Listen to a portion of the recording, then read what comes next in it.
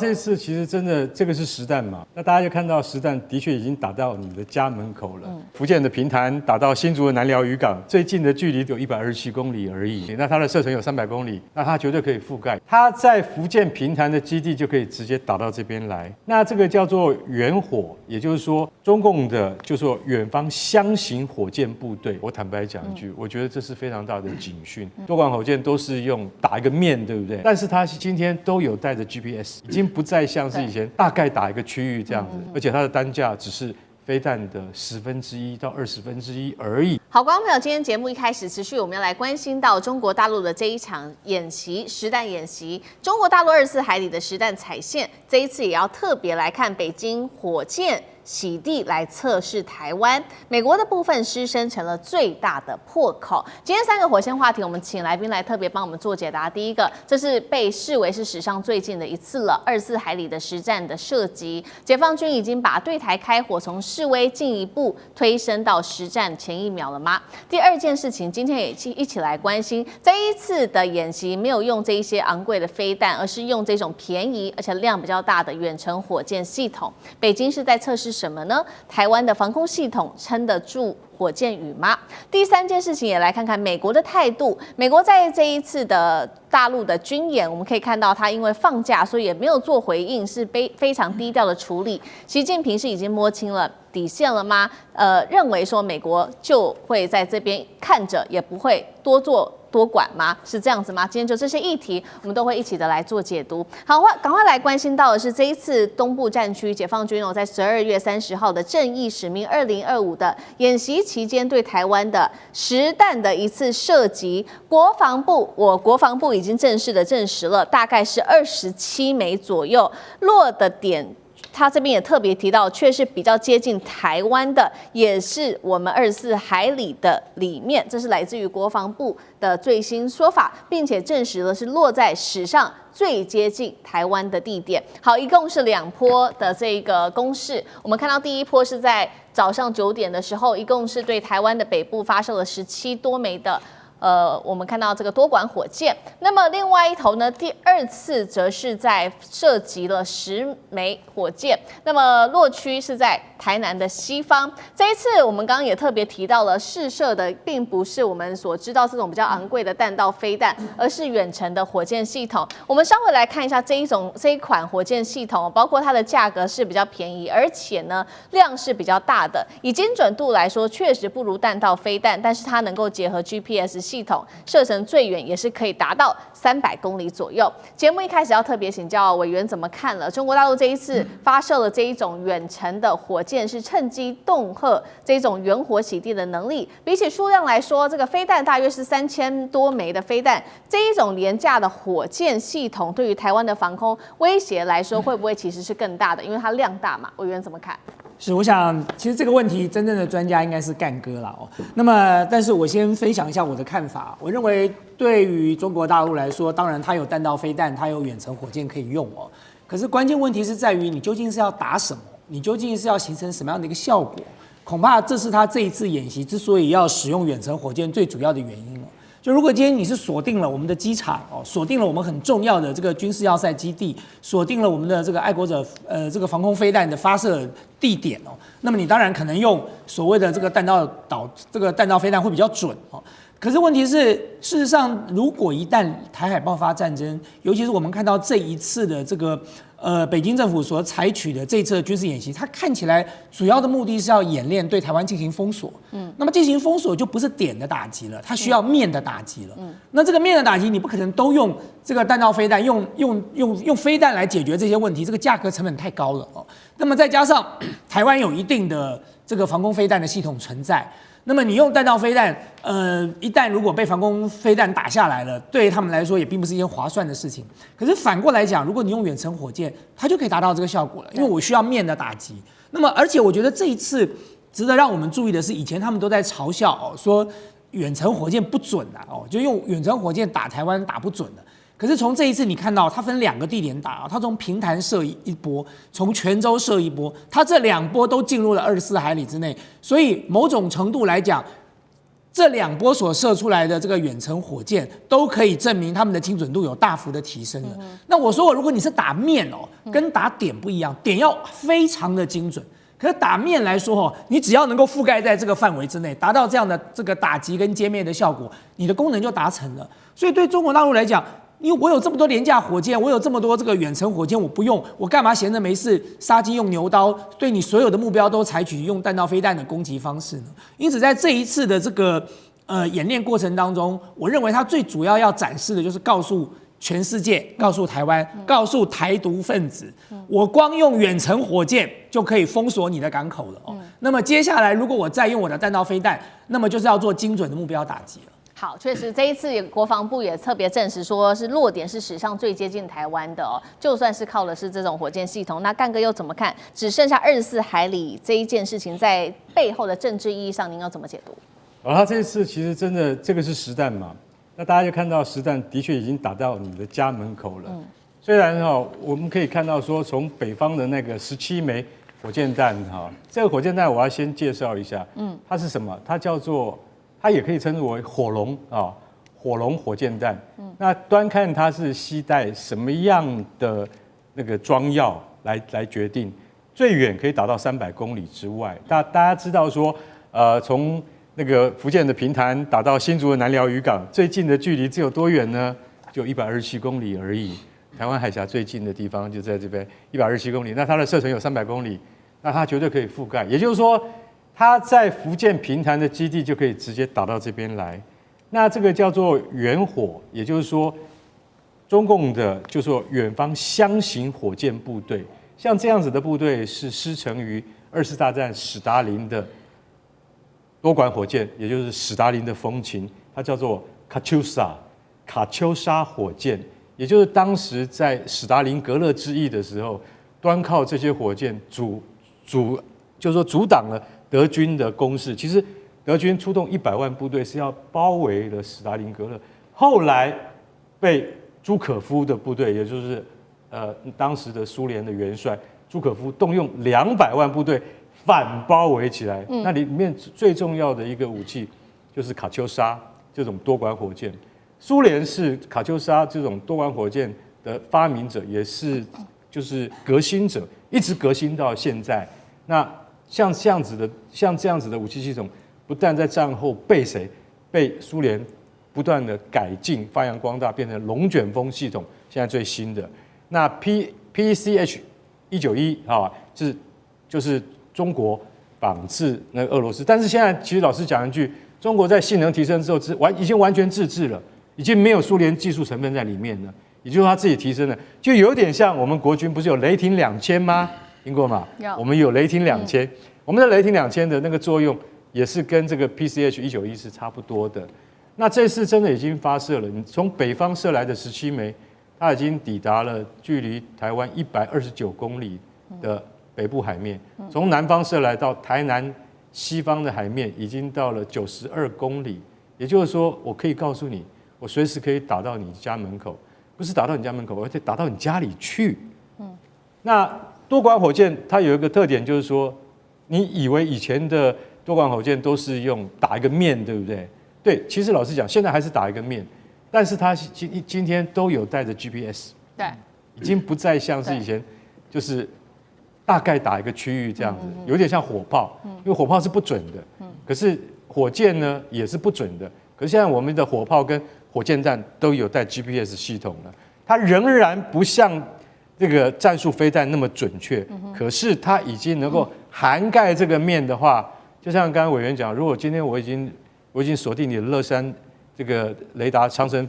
那个雷达系统的话，那我用火箭炮也是可以达到的，而且它的单价只是飞弹的1/10到1/20而已，只是它要发射多枚去覆盖。所以这次我觉得对这次共军已经对这个演习也就是正义使命2025这个演习我觉得因为不在我们的城区、都会区可以感受得到，我们感受不到。但是在外海，其实老实讲一句，我们的军方、我们的海军的感受是很强烈的。为什么呢？因为军舰已经开到你的门口，然后火箭炮已经达到，这个已经太近了。我坦白讲一句，我觉得这是非常大的警讯。我觉得海峡双方都必须要去好好深思这个问题，因为如果两个都是兄弟之邦，而没有坐下来谈的话，像这样子的挑衅只会日复一日，日甚一日。最重要的问题还是台独势力，你自己要去想一想，将来你还要再破坏两岸的和平吗？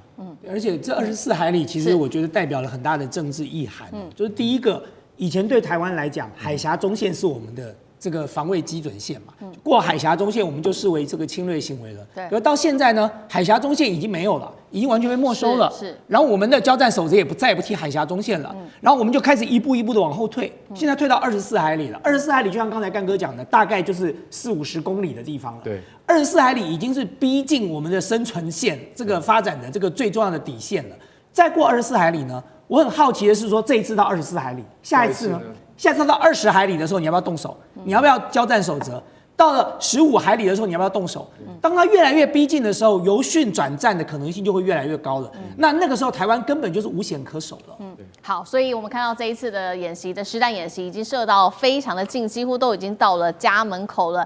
在此刻哦，为什么中国大陆要发动这一场演习？除了警告包括台湾吗？还是警告日本？还是美国呢？其实也有做一个分析，这是来自于华府智库的美国企业研究所的研究员。这一位研究员他直接做了一个分析，他说真正的目的就是希望美国在这个时候能够做一个最低限度的回应，尤其现在的时机点刚好，美国不是人都在放假吗？现在放这个圣诞假，放新年假，所以他想要试试看，说让华府在这个时间也很难迅速的回应哦，也让大家看到说，尤其啊，这个北京跟这个美国啊，现在正在所谓的互利美中经济的关系，川普此刻正想要维持这样子的一个关系，所以4月前可能访中之前，白宫是不会愿意为台湾来主动升高冲突的，借此也削弱了全球对于美国的信心。这样看起来，是不是解放军真的已经达到如此的目的了？汉庭又怎么看？所以这不仅仅是大陆对美国的测验，更是一种精准的战略定型。当然了，北京这一次军演3大矛头：第一，日本；第二，美国军售；第三，就是警告台独民进党。那这一次呢，是在欧美的耶诞假期，正义使命，有点符合《孙子兵法》所说的攻其无备。那川普呢，低调回应，对吧？笑着说没事，我跟习大大这个关系很好啊，这个不用很紧张。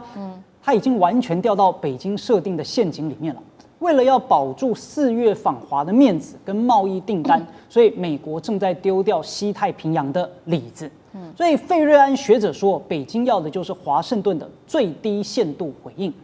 川普是什么人？极端极致的实用主义者。所以此刻的他，只有明年4月要访北京，明年中美要见4次，未来呢能够拿到让美股继续狂飙的贸易订单。那北京当然知道。所以只要不实质开战，川普都会视而不见，哪怕开战，搞不好也可以被交易掉，这就是阳谋啊！所以北京利用川普不想破局，还有整体美方在看到了大陆93阅兵之后，选择避战为主的心态，就把军事演习常态化、逼近化。所以川普呢，乍看之下，你看这个我们表现沉稳啊，实际上就是把台湾议题给交易掉了。那如果我们从军事科学跟数据的角度来检视，在这一次博弈背后，那能不能够有中美的角力呢？所谓的突袭核心就在于 OODA 的循环，观察、判断、决策、行动的速度差。所以时间窗口的选择，第一个，西方呢现在还是圣诞啦跟新年假期，是美军全球指挥体系效率相对比较低的时段，人员休假啦、战备等级的调整啊、情报的传递都会比较长。那解放军在这个时刻来动手，就是在实测，就美军如果处于假日模式，那从发现我军集结到做出实质性的军事回应，要多少的时间？那第二呢，当大陆对我们拒止线的推进不仅呢是早就没有海峡中线啊，更是把实弹射击区就压到了24海里。就表示在对于台湾方面的这种常规导弹的飞行时间也被压缩到了3分钟以内，所以台湾的防空系统这几乎就没有留下一个很有效的拦截窗口。再来第三，为什么要靠各种的火箭雨呢？因为这也是展示背后工业生产链的肌肉，就告诉你这些东西我消耗得起，我生产得起。相较于你美国去提供给什么乌克兰大量的标准2、标准6导弹，你的库存回补期又长。不像大陆这种火箭弹，它就跟下饺子一样，你玩不起。所以川普的误判在呢，他用做生意的逻辑看天下，认为啊，你看这个没事，对吧？我能赚钱，双赢。但大陆下的是围棋。当极限施压成为常态之后，实际上台湾海峡的控制权就已经是北京说了算了。这么多年以来的军演，美方也从来没有靠航母，反而是什么呢？航母本来在附近，然后都绕跑了。所以北京呢，在4月之前也不需要翻脸啊，就只要在每一个关键时刻，让你美国多习惯一下军事演习这件事情，这样就好了。所以美国当然中了算计，而且他是心甘情愿的中计。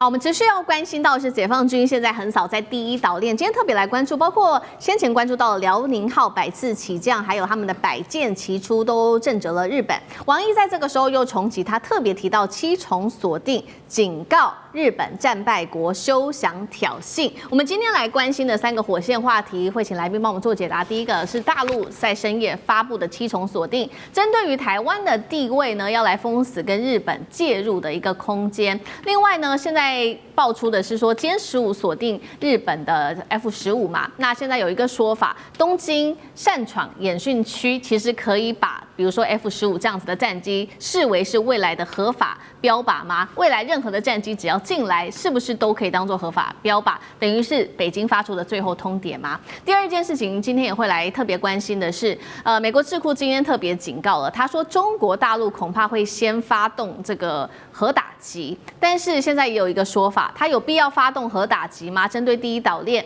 因为呢，大陆现在早就已经有3航母了，还有055舰队啊，有需要动用到核武吗？最后来关心在南海的情势，美国的伯克级已经闯入到了黄岩岛，大陆方面也做了一个反制，出动的是他的052D 跟054A 做夹击，中方封死，包括了在西湖入口这边实建立了它的控制区，南海局势是否会翻篇？今天就这些议题，我们都一起的来做关注。好，这个是中国大陆的外交部在半夜丢出的震撼弹，来看到王毅怎么驳斥高市的台湾有事就是日本有事论，他直接就是明确点出有关于台湾的地位是用7重锁定，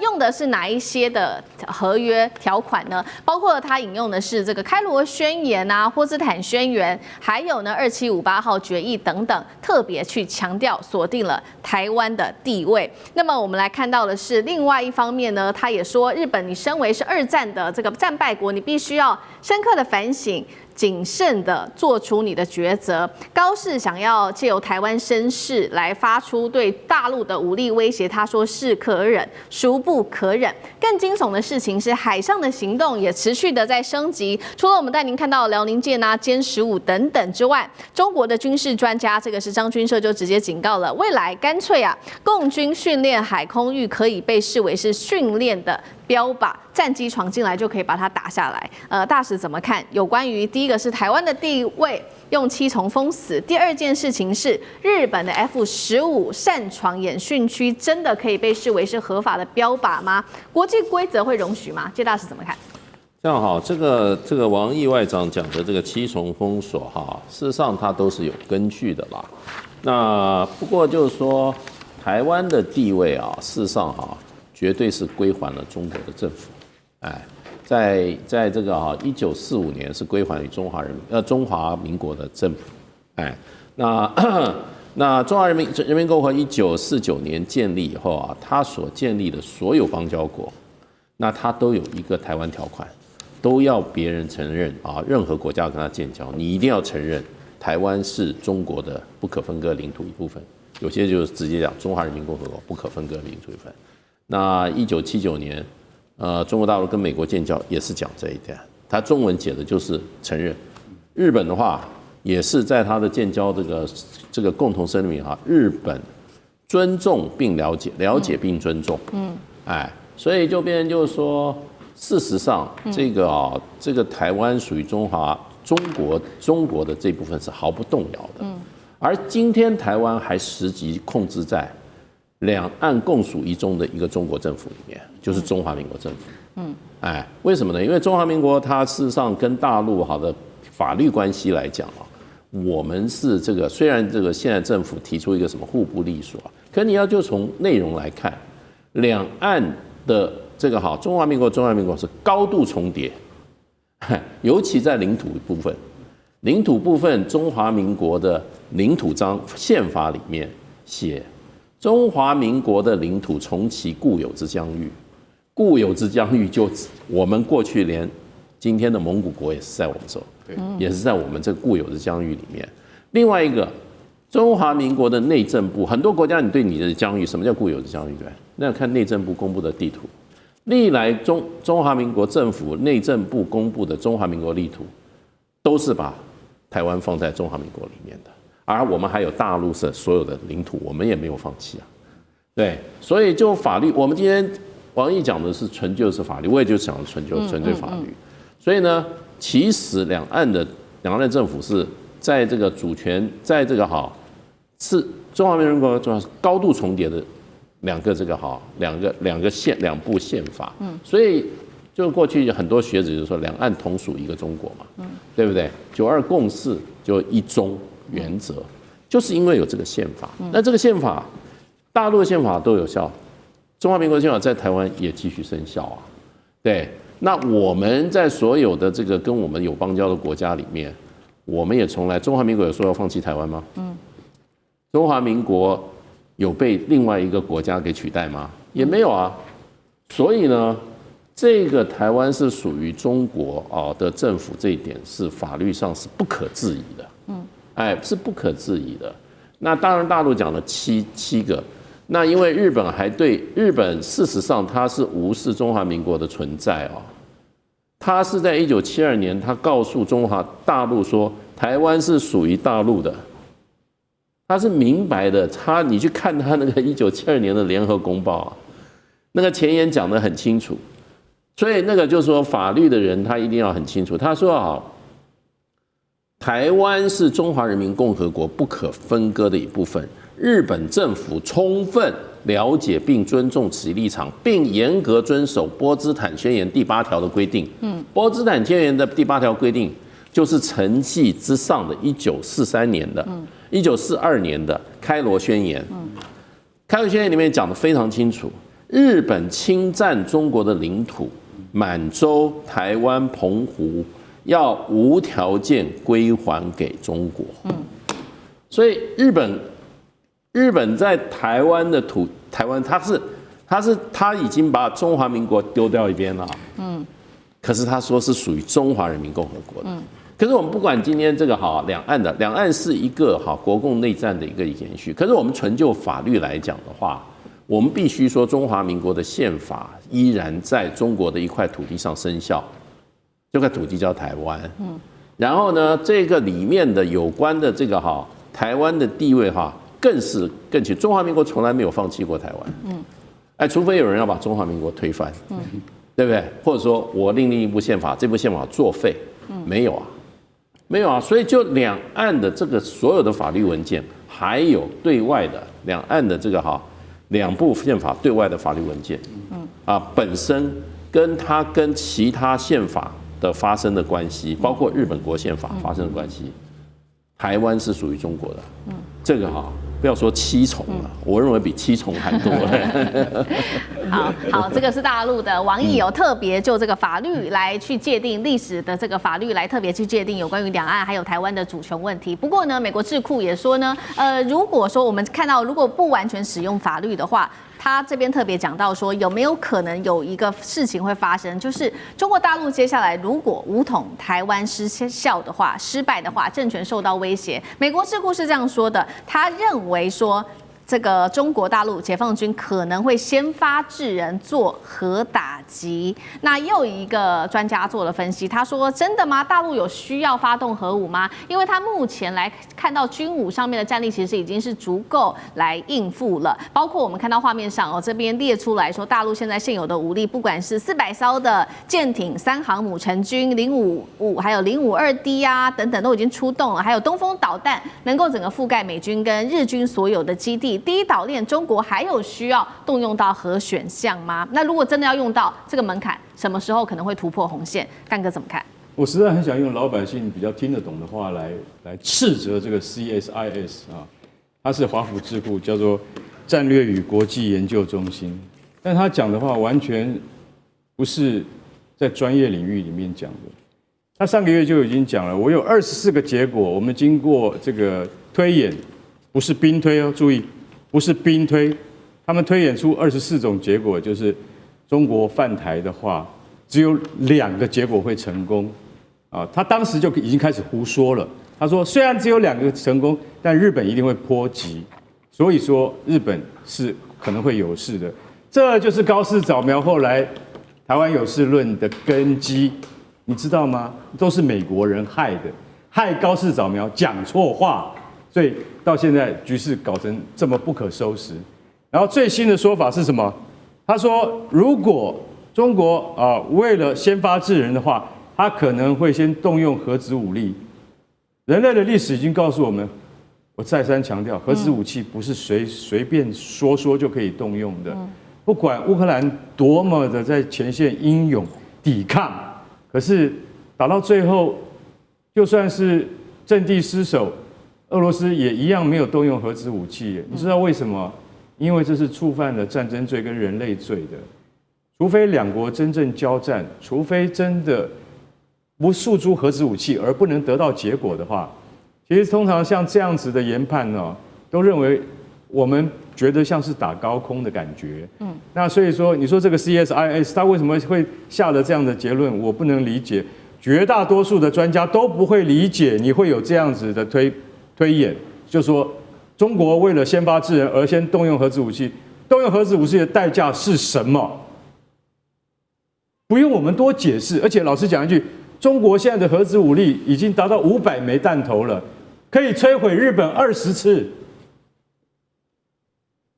还需要用到核子武器吗？那讲到传统武力，中国海军现在有400艘可以用作战舰的船，也就是作战用的船，还不包括后勤以及支援舰。所以说，在400艘的规模之下，已经超过了美国海军的300艘了，300多艘。所以美国海军在短期10年之内不会再增加船，只会减少。中国稳坐全球第一。当然，日本的金刚级神盾驱逐舰是我们必须要忌惮的，因为日本的神盾舰说句实在话，它的水准是世界一流的，它可以跟我们055大驱相比，但是在质跟量的日益悬殊之上，日本是没有办法遂行一场传统战争的，它没有这个能力，它也付不起这个代价，所以根本就不必谈到说中国需要使用核子武力，因为中国除了核子武力以外，还有刚刚说到的高超音速武器，光是东风17跟东风26这种高超音速武器就够日本有苦头吃了。所以我完全推翻 CSIS 这样子的国际战略研究中心，他们这简直是痴人说梦的这个结论，我觉得那完全是不可采信的。中国的优势已经越来越大，只是你要不要承认而已。好，这是来自于 CSIS 美国智库的最新的说法。那有关于第一岛链的紧张，除了说美国所支持的日本之外，我们一路的往南走到了南海这边，美国所支持的菲律宾最近也是很多的事情哦。中菲关系还是持续的紧张的时候，中国大陆在这个时候派出的是他们的驻菲律宾一个新的大使，这位大使叫做景泉，他刚抵达马尼拉就已经开始动起来了。他喊说任务是非常的重的，因为这时候可以看到各种的这个军事武器。海上军事武器集结，不管是美国的或者是中国大陆的，美国派出的是它的伯克级的这个斐拉塔号闯入了黄岩岛，那中方则是派出它的052D 跟054A 直接压境。菲律宾海巡更是指出呢，中方的舰艇已经封住了整个黄岩岛的西湖入口。那黄岩岛海面其实已经被中方给实控，做成了一个封锁圈。这是来自于菲律宾的说法。到底这个美国跟中国大陆在这边谁比较占上风？这一次等于北京在对美菲做一些警告吗？美国这次这个伯克级战舰的这个培拉塔号，它都是经常往返在菲律宾跟日本的这军事基地当中来来回回哈，所以它有时候自己一艘，有时候联合其他的这个军舰在走，所以呢这次可以看得出来，这次在黄岩岛的部分不算是一个冲突啦，但他们就是在那损残坠，我们要这样讲。那中国大陆当然立刻派出2个052D 跟054A，也都是大阵仗的规模。那坦白讲，培拉塔号是没有。如果真的要动手起来，中国大陆也不会输。而且大家不要忘了哦，现在其实中国大陆比较少对于在南海地区来讲，他们应该都常驻了一个815的这个电子侦察舰。每次只要有任何美军为主的动态，那815人家就是要街溜子嘛，在网络上很多，很有意思，他就在都在旁边，他也不打你，你也不能打他，可他就收集所有资料。而且每当他靠近的时候，你要知道，美军军舰上面连所有来士官兵的蓝牙手机都不准用哈，因为那个讯号他都可以全部可以接收到。所以其实要去真的在那个地方，美国可能也要去稍微示威一下，但是每次示威付出的这个紧张代价还是很有意思的。当然，其实我们现在主要关注的是中非之间的关系。新的大使到，他当然说这个话叫做双边关系不要再恶化。这什么意思？因为现在已经跌到谷底了，不可能不能再往下恶化了。我们知道中非关系最近的状况，我认为要先从一个角度来看小马可仕。小马可仕自从今年特别是台风过后之后，整个所有贪腐的部分现在爆发出来。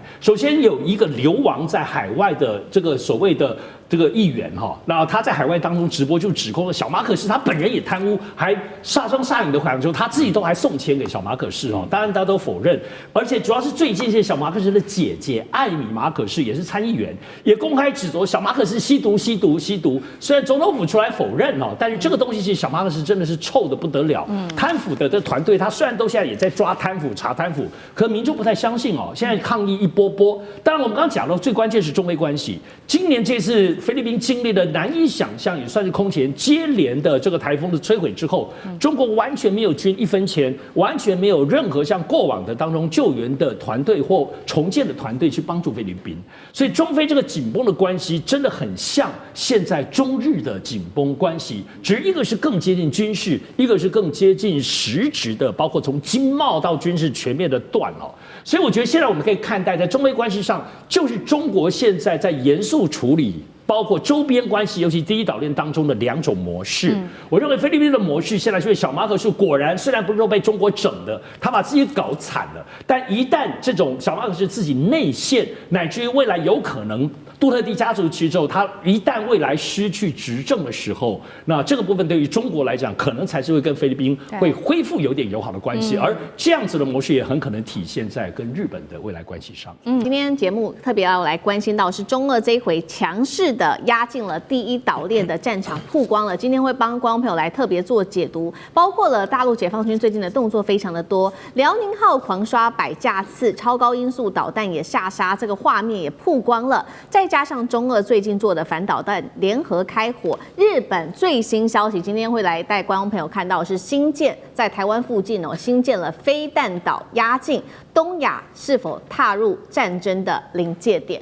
今天会一起做关注。3个火线话题，今天请来宾帮我们做解答。第一个，刚刚强调的，除了辽宁号在外海做这种强度演训之外，还有高超音速的这个导弹画面也曝光了，是看到的是有垂直下杀把船的这个画面。北京秀军事肌肉是在对美日台发出警告吗？第二件事情，这个是最新消息，日本在台湾附近打造的飞弹群岛压到了中国大陆的家门口，从与那国岛一直到宫古岛全面武装，日本是想要嚇阻，还是把整个东亚有没有可能推向一条战争的不归路呢？最后来看到的是中国大陆在军事方面首次公开的氢弹投放，加上非核氢弹的威力，再加上中俄现在又启动了新一轮的军演，中俄军事同盟进入新阶段吗？今天也会来关心印太的军控会不会因此而不一样呢？今天都会一起的来做解读。赶快来看到，在这一场中日冲突之下，日本防卫省的最新示警，包括了辽宁号在6号到7号，我们上次跟观众朋友报告过，突然间是在这个冲绳外海这边狂刷了100架次的舰载机，还有直升机之外，歼15也对日本的 F-15雷达做照射。最新还有这个就是北京的，另外在微博解放军放的这个 MV 叫做《箭在弦上》。我们请导播也带我们来看这个潜艇集群是一字排开，高超音速反舰导弹直接在上演震撼的画面。从画面中，我们等一下也可以逐渐来看到，是从高空有一个垂直下杀的这个砸中靶船的一个画面。专家特别针对了这个影片也做了一个分析，认为这个影片就是在针对美日做警告，也是同时要他们不要干涉台海。而解放军的讯号之外，我们来看到在军事层面还做了哪一些呢？北京最近是成功试爆了它的这个新型的非核氢弹。可以燃烧超过1000度，火球持续燃烧2秒以上，高热加震波可以定向的攻击掩体跟建筑，目的现在说就是要在打城市战中打击台湾的防御能力。节目一开始要特别请教大使怎么看刚刚特别看到的中国大陆公开它的潜艇集群之外，还有这个导弹垂直下杀的一个画面，剑指美日台做警告吗？会不会让台海风险再加剧？大使怎么看？对，我想最主要，中国大陆为什么会亮剑啊？其实这些都是既有的武力，既有的这个新的装备啊。那你说中国大陆有70几艘的这个潜水艇啊，本来就是区域里面最强大的一支潜水艇。那它为什么要在这个时候啊，把它这个阵势摆开？这个在中国大陆军事术语叫亮剑。亮剑就是当受到威胁，或者说受到某种压力的时候，或者有一些关键时刻可能要发生，中国大陆会先把武器先亮出来。为什么？这个就亮剑就是让你评估，免得你会做错误的判断。也就是说，你搞不清楚中国大陆现在武力到什么程度，那就先告诉你，然后呢你自己评估，免得有这个武器，结果对方也不太清楚，或者说故意搞不清楚，然后呢做了一些挑战，然后发生冲突以后，那冲突一定会造成损失。所以大陆的战略是先让你知道我的武力在哪里，让你自己评估，让你知难而退啦。那我想它最主要还是针对日本，因为这个11月7号高市早苗的这个发言啊，那事实上的话是在承平时期对中国大陆，那么公然这个等于就是说要做出行使武力的威胁。那这个中国大陆事实上的话，当然就一定会强烈回应。另外一个就是说，对于过去其实从2016年就开始的日本的再武装，那到现在，那么高市早苗的极右势力上台以后，他不但这个对中国大陆进行武力威胁，明白表示说他要干涉台海未来的发展啊。其实台海两边他都知道不是日本的，都是属于中国的。他事实上他的所有的文件都承认，对，1972年、1978年，他都认为台湾是属于中国的，对，所以就变成就是说，那他现在就是管你是中国还是哪里，他就是要干涉，而且就是说你发生事情的话，我就要行使怎么样这个所谓的集体自卫权啦。那这个情况之下，中国大陆是认为说这个那么日本的高市早苗政权事实上正在把日本的军国主义的这一套这个整个的思维跟做法上，在高度的怎么样复刻，而且高速往军国主义的这个方向去推展。那另一个方面就是说，另外一方面，2次大战以后所建构的整体的国际秩序，日本是一个挑战者，他不愿意接受。在领土的安排上，在对日本这个国家的约制上，因为2次大战这个联合国的宪章事实上有所谓的什么敌国条款，也就是这一些当时的这些发起战争的战败国，他不能够再恢复军国主义的作为。那德国不能恢复纳粹主义，日本不能恢复军国主义。如果恢复军国主义的话，敌国条款就说，那个时候的5强国家，联合国的5强国家，可以不经过所谓的这个安理会的授权，就直接对日本采取这个军事行动。所以这些情况之下，中国大陆最近就把它的这个高超音速武器，而且是对这个水面上的这个目标进行这个攻击的这样子的一个镜头就播出来，而且也很罕见的把这个潜艇浮上水面，一个舰队展示出来。那这就是亮剑，最主要就是亮给日本看，然后要震慑日本，那然后让日本知所节制要不然就是说，如果日本再往这个路上走的话，那未来跟中国大陆一定发生武力冲突。那么另外一方面，日本现在连非核3原则也都要放弃，对，那日本变成一个核武国家的话，那东亚就永无宁日了。好，现在整个东亚其实陷入在蛮紧张的一个态势当中。日本它这个时候亮剑哦，刚刚提到了嘛，高超音速武器还有他们的潜艇之外，其实呢，东京这个油门持续的踩下去，让日中关系哦，现在被预估是跌到了10年来最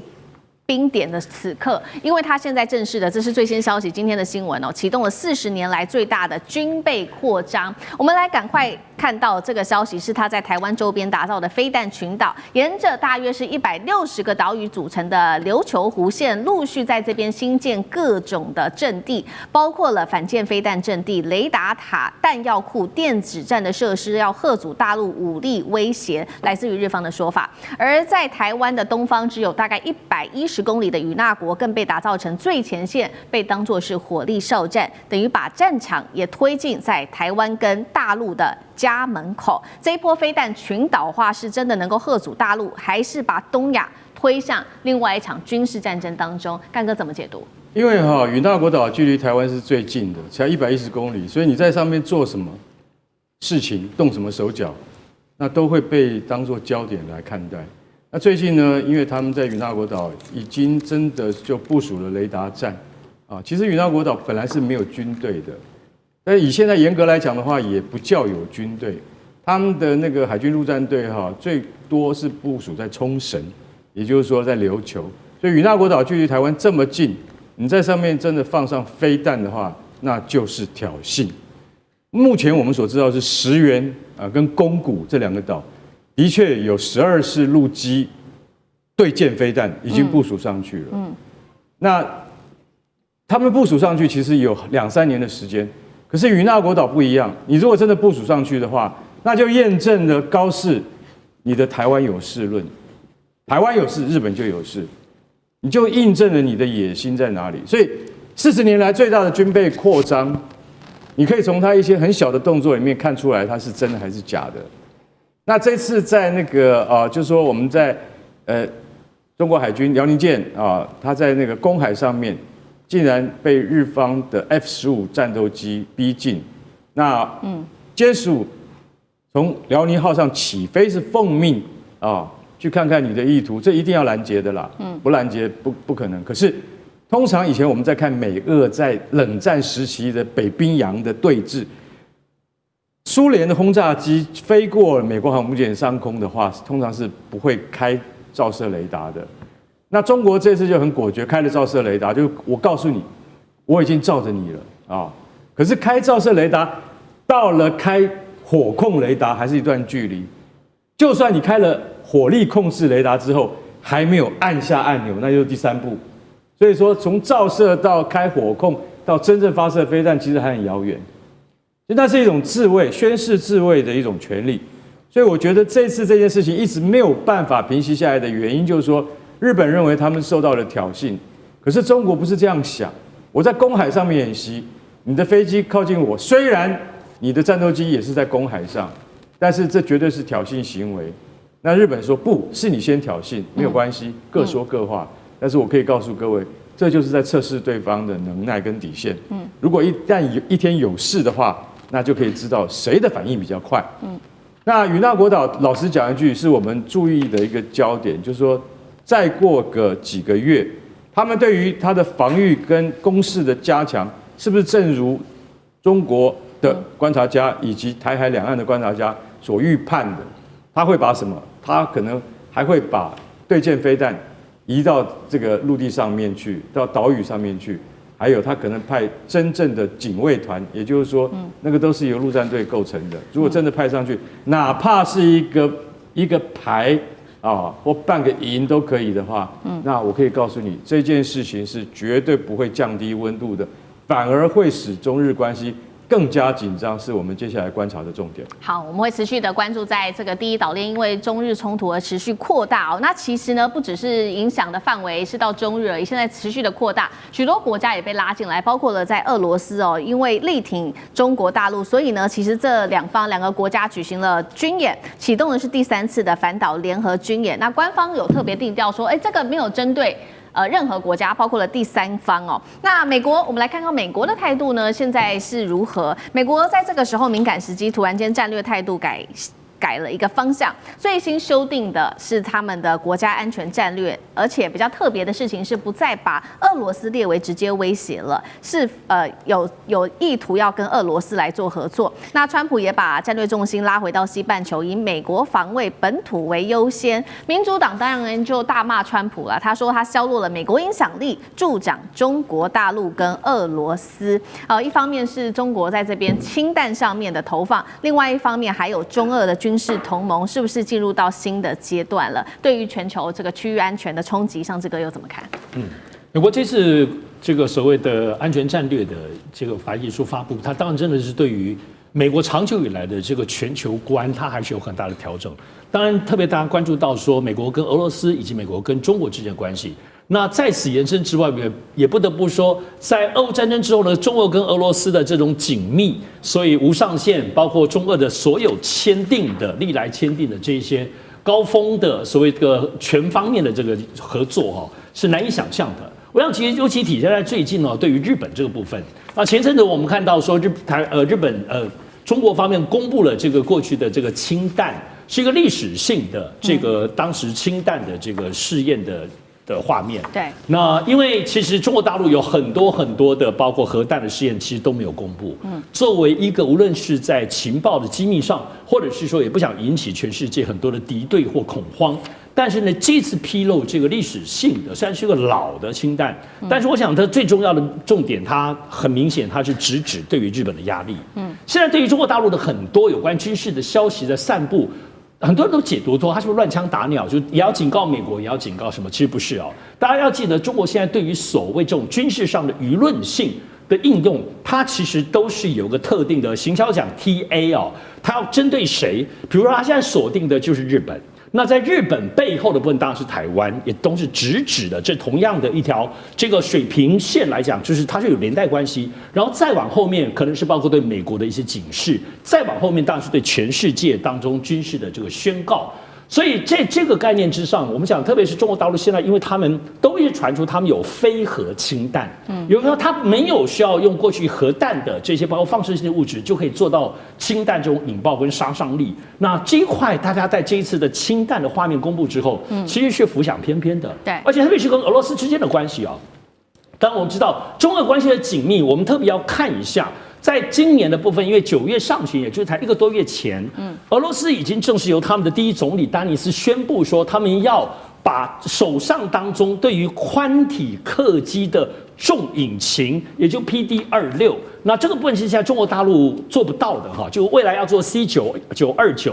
这个重引擎发动机要整个包括它的复合材料，包括它的发动技术，要全部都要卖给中国。你要这个东西其实对于中国，我们知道中国现在确实在军事能力上当中，很多发动机自己做得到，可是，在航机上，因为它的思路跟流体设计不一样，俄罗斯把最重要的东西，包括它未来研发的东西，都要跟中国分享。所以我们可以看到中国跟俄罗斯之间的这个紧密关系，从这个点我们去看出。而且不得不说，这是日本引起的争议当中最快出来指责日本，而且就历史的这个罪人的定位来指责，就是俄罗斯。所以特别是在北方四岛的部分呢，其实俄罗斯也你说配合中国吗？有很多的部分的军事的这个巡演，所以对于日本在北方四岛、北海道之外，也有产生具体的军事压力。所以这军事压力，中俄现在确实是在日本的北方跟日本的西边在黄海地区来讲，这个夹击的力量确实比较重。观众朋友，今天我们会节目持续的来关心中日的战机，这一回真的是擦枪走火了。现在说距离战争只剩下最后的一步了。日本跟歼辽宁舰现在被爆出是装无辜吗？解放军则是不忍了，开始有了大动作。今天我们会一起的来做解读。3个火线话题，今天会请来宾来帮我们特别做解读的。中日这一回的战机死亡凝视时间高达了31分钟，大陆火控雷达这一回锁定的日本。F-15这一次可以说是距离开战只差最后一根扳机了吗？第二件事情来关心的是，大陆的辽宁舰百次的起降，宫古海峡的空域也被逼到了极限。日本现在说了，中国大陆你在挑衅，日本则是回说是日本你跟监滋扰。到底这一场这个事件谁在找战呢？最后面来关心到的是高市早苗挑明的台湾有事等于日本有事之后说了这份言论，遭到了言论跟军事上面的双重击杀。但是本来以为美国会驰援的川普，至今却是沉默不挺日本。今天我们来关心的是，盟友是瞬间消失了吗？来自于美国的帮忙，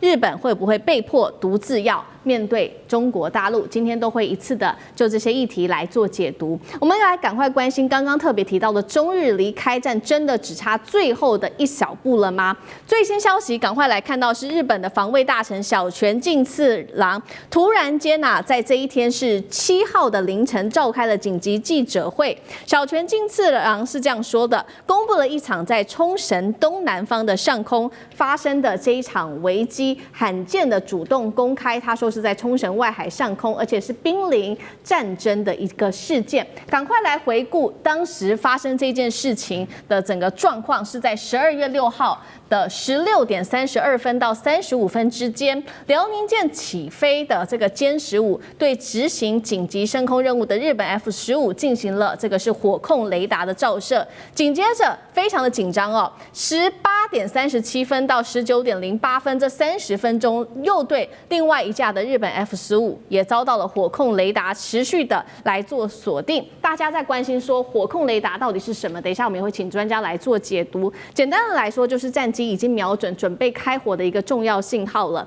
就像我们比喻这个电影《捍卫战士》里面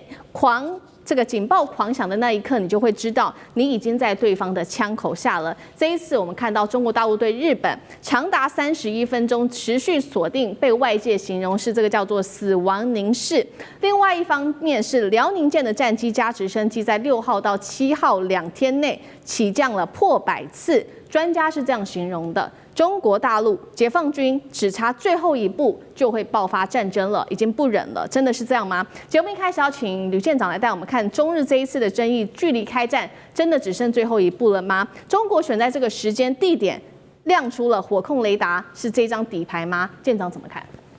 究竟什么是火控雷达？它其实就是射控雷达。那它的英文叫做 Fire Control Radar， 所以你要翻译成射控是 OK 的，你要翻译成火控，其实更贴近美国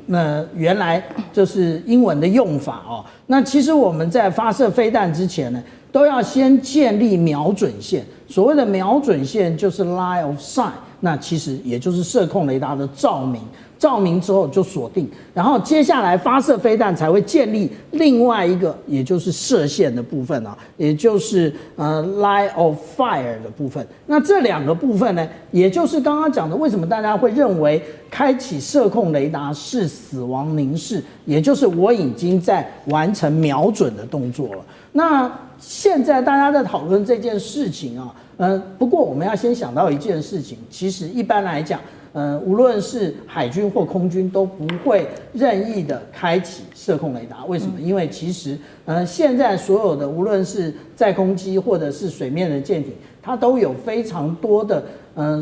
这一个有关于无线电的接收装置，你只要一发射一锁定的时候，其实你的电磁参数也就暴露了。那如果说我们看到这一次的这个位置如果按照这个小泉他宣布的这个，也就是防卫大臣他在开记者会的时间的话，应该是在这个转向往东北的方向。为什么？因为其实我们看到它这个辽宁舰，它穿越宫古海峡往东南，这个都是经常发生的事情。但是唯一不同的，也就是它这一次，它在这个冲大东岛这一个以西的位置，它就已经北转，向东北转。那向东北转的话，其实更接近冲绳。这个是对于日本来讲，他觉得它有一定的一个威胁，所以他就立刻起飞战机来。那也就是我们刚刚讲到说，有关于这一个射控雷达的部分它一共我们讲到，刚刚主持人也直接告诉我们了。开启了时间，那但是呢，我们这样讲，其实2013年1月的时候，其实这件事情也就发生过，不过那个时候是舰艇发射的，那这一次呢是战机发射的。那战机为什么发射？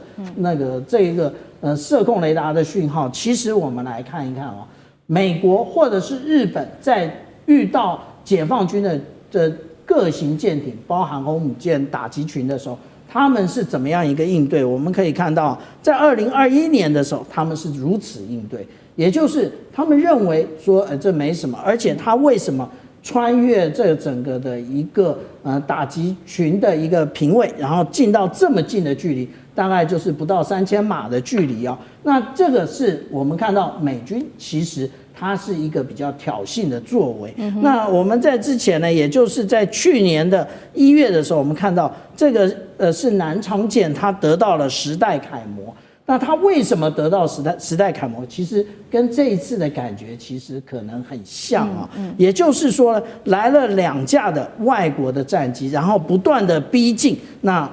也就是他们开启了舰上的系统。那这是我们讲到说上一次10代楷模的事情。那这一次呢？对不起，是航空母舰打击群。那当然，航空母舰打击群它不是当场起飞，它是原来就有载空机的，也就是我们讲到的 CAP， 也就是雷达的这一种巡弋的在空巡弋机。那我就直接的派这个1批2架次直接去拦截，而且我们其实要特别注意一点，它其实在视距外就已经被锁定了。意思是什么？中国大陆其实是非常的对于这件事情。他已经非常的有他的警觉心，而且他绝对不让类似我们刚刚看的那个伯克级驱逐舰，他的舰长翘个腿，然后在那边然后做这个如此的事情啊。那这也就是我们讲到说这一次的事件，其实代表它真正的含义，也就是中国大陆的这个编队，它应处已经不像过去了。然后会比以往来的更为强硬。好，中国大陆已经蓄势待发。那针对这一场战事，有人说是不是一触即发？现在双方中日双方则是互控，是你先挑衅的。我们来看到大陆方面说什么，还有日本方面又说什么。先来看到日本的小泉进次郎是立刻痛批说，中国大陆的动作是极度危险的。那首相高市早苗也强调说，我们冷静，但是会坚定的来应对。外务省也直接就召见了中国大陆的大使来强烈的抗议。中方的国防部长张晓刚则是强烈的反击，他说：“我们辽宁舰在这个宫古海峡以东训练是符合国际法的，日本你才是恶意跟监。”然后也指控日方多次的派他们的 F-15来闯入演训区，痛骂日本是贼喊抓贼。倒打一把，这个辽宁舰百次的起降，中国大陆跟日本现在互相在痛批对方，到底是谁在挑衅？委员怎么解读？不能那么单纯的从挑衅或者反挑衅的角度来看，双方面在这个区域在干什么？为什么解放军的舰队要在这个位置进行演练？那个是最标准的宫古海峡封锁战跟宫古海峡反封锁战。这个宫古海峡，如果先从日本要封锁宫古海峡这种意图，以及它的部署，那中国大陆如何去突破这个宫古海峡的封锁战？我们来看一下哈，宫古海峡怎么被日本封锁？宫古海峡的位置大概就是在应该在这里，这是宫古海峡的位置在这里，在这里。然后以日本可能部署的提防导弹，假设在没有导弹基地的4国部署提防导弹，它的攻击范围，这最内圈的是标6的攻击范围，最外圈呢是战斧导弹的攻击范围。因为这种提风导弹啊，是这个提风系统是由标6再加上战斧导弹，所以战斧假设它打1600公里，涵盖的范围就是涵盖整个宫古海峡，涵盖整个宫古海峡。所以解放军特别在这个位置里面做演练，就在这个位置做演练，所以表示解放军要突破宫古海峡，然后这个如果必要的时候，日本军队配合美军要封锁宫古海峡，所以解放军演练地点当然选在这里啊。通常演练地点选择在哪里？除了有一些基本技术的演练要求之外，事实上选择战场也是一个很重要的地点。所以目前如果从日本本岛装设提防导弹，大概就是最大的攻击范围在这里，然后这个内部标落在这，还有一个叫什么？叫做这个 precision strike missile 就是精准打击导弹它的范围大概就在这里，通通对宫古海峡有封锁的作用。那假设他们以后不只是在日本本岛装提风，也在什么也在石垣岛跟那个与那国岛去装设什么？去装设他们自己生产的124的反舰导弹，或者是这个034的防空导弹。034大概打这个，那12打这个，你可以看得出来，宫古海峡在哪里？就在这里，在这里。所以解放军在这里演习，也就是都是它的打击范围。那通常导弹的打击范围一般来讲，日本现在这个导弹都还没有完全装置完成，所以它必须要把它的这个战机的监视范围扩大到大概导弹的攻击范围。那解放军就当然要去模拟一个反封锁的作战嘛，你飞机来，我锁定你；你导弹来，我拦截你，大概处于这种状态当中。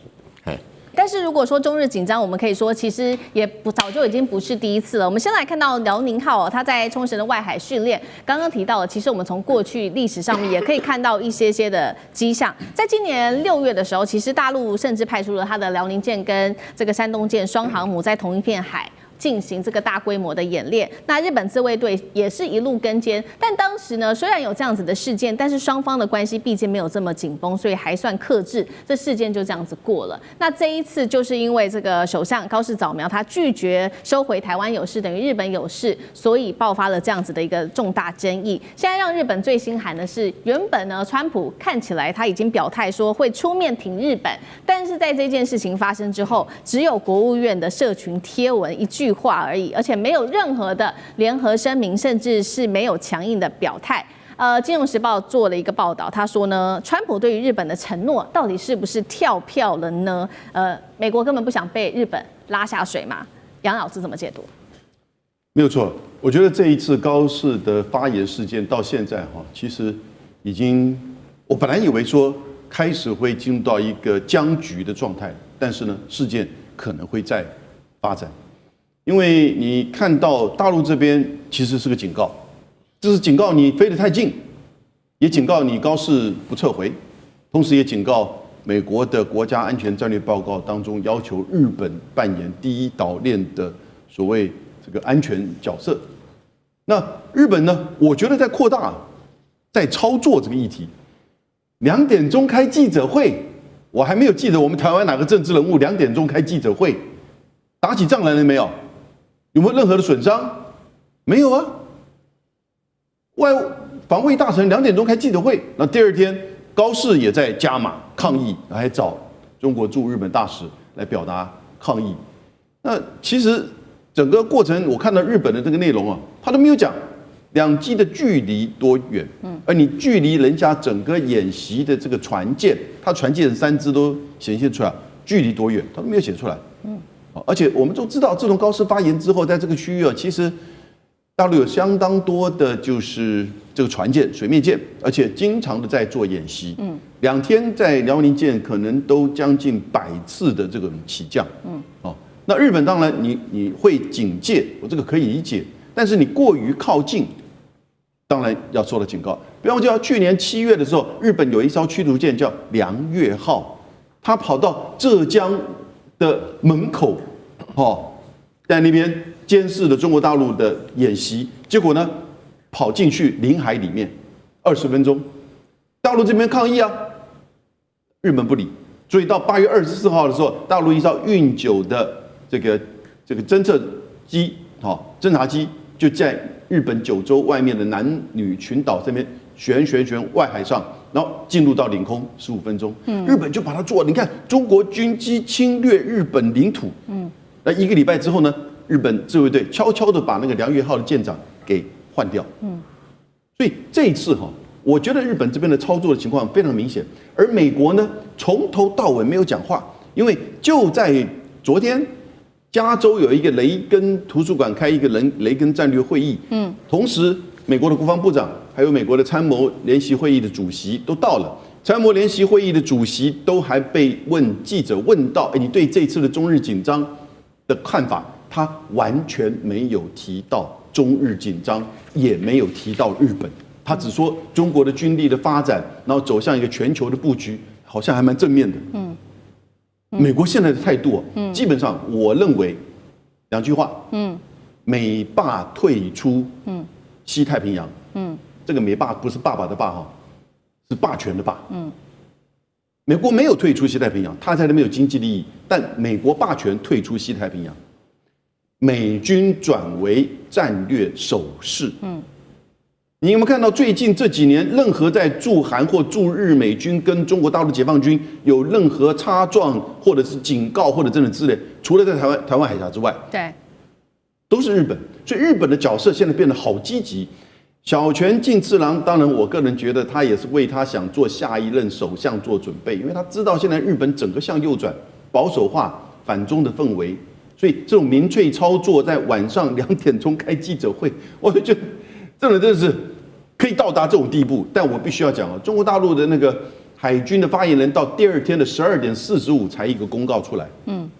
其实国际媒体跟所有的华文媒体都已经照日本的讲法写出来了。到了当天的下午，到现在我们才了解，其实真的不安全、不专业是谁？是不是日本你太过于频次过高的接近？而且你4点钟来一次，被照了一下之后，你6点钟再来一次，好像照得不够爽，因为那个所谓的这个火控雷达的照射，就刚才小院长讲得很清楚，因为它那个就是高频率的那个很容易过热。所以，当它一照射，跟就是导弹要发射的这个根本是等于是这个一致的，那个窗口时间很短。可是即使如此呢，在4点6点的时候呢，应该是说歼15上的飞行员用人工的卸弹，就等于是停掉那个飞弹发射的这个程序。一般的话，通常照射锁定飞弹发射，这大概是一个瞬间的。那但是呢，他用这种方式告诉你，然后呢，你4点不行，你6点再来一次，再来一次不就没事了吗？为什么呢？2点开记者会，为什么不选择3点好了？为什么4点？所以这个时间点，然后呢，第2天这样子，所以